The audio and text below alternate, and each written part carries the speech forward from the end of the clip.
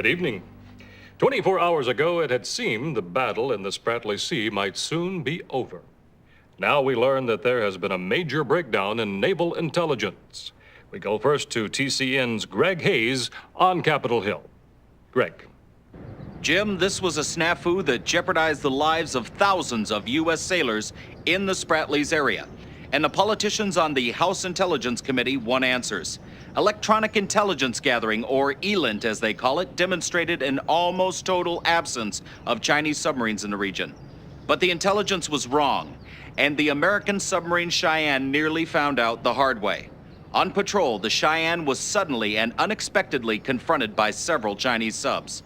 While the Cheyenne escaped unscathed and managed to damage a number of enemy vessels, this incident has certainly shaken up the defense establishment here in Washington.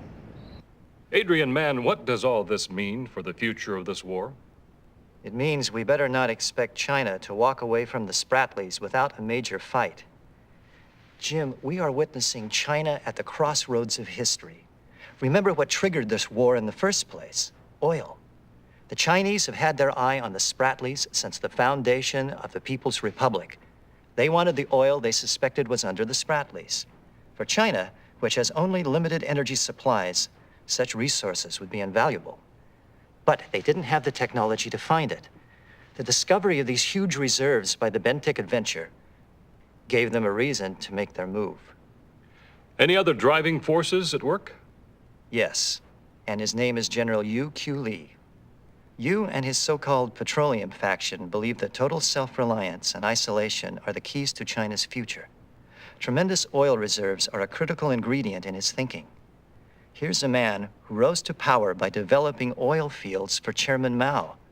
I suspect that in the wake of the Spratlys oil discovery, Yu and Li Peng made a deal.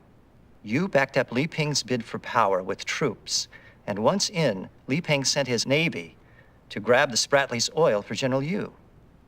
With Li dependent on General Yu's soldiers, you can bet that oil ranks 1, 2, and 3 in this regime's list of priorities. Li Peng and General Yu need these islands and the oil beneath them. I believe they will fight for it to the bitter end.